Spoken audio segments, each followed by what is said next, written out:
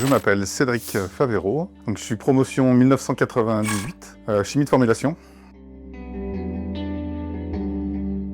Alors je suis arrivé un petit peu par hasard à l'ITEC, parce que je venais de la filière DUT chimie.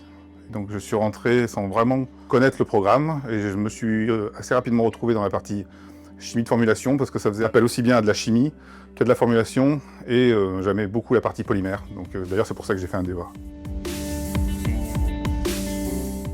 Donc après l'école, j'ai cherché du travail et en répondant à une petite annonce dans le Progrès, j'ai rejoint la société SNF qui à l'époque était à Saint-Étienne, qui aujourd'hui est à l'extérieur de Saint-Étienne, à Andrézieux, et qui était spécialisée sur la fabrication, et qui est toujours spécialisée dans la fabrication de polymères hydrosolubles. Et j'ai rejoint les équipes laboratoires à l'époque, comme jeune chercheur. Et puis petit à petit, j'ai gravi les échelons, je suis passé responsable du laboratoire, puis directeur de la R&D France, directeur de la R&D du groupe.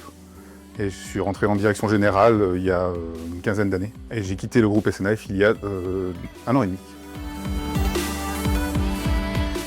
Je suis directeur innovation pour la société Organichimia. C'est un poste assez complet parce que, à travers mon expérience à SNF, j'ai touché un petit peu à toutes les dimensions associées à l'innovation, donc aussi bien à la R&D au sens classique, blouse blanche de laboratoire et expérimentation, mais aussi tout ce qui a été construction de laboratoire et tous les volets hygiène, sécurité, environnement et qualité.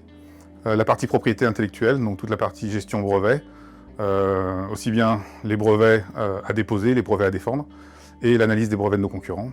Et puis j'ai touché un petit peu aux affaires réglementaires, tout ce qui est enregistrement des produits et conformité.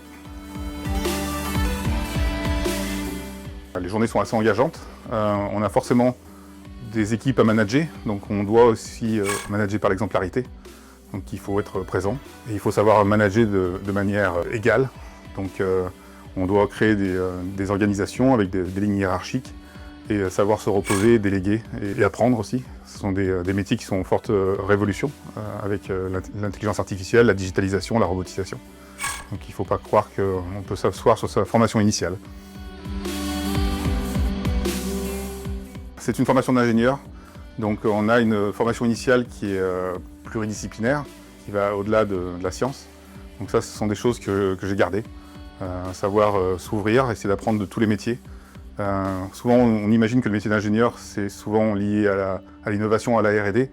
Et pourtant, dans l'entreprise, il faut savoir aussi bien parler comptabilité, finance, la partie légale, le transport, la logistique, la fabrication, le contrôle qualité, tous ces métiers-là. Et je trouve que dans le cursus ITEC, on est très proche du métier d'entreprise. Et c'est une force pour pouvoir s'intégrer et ensuite continuer à apprendre.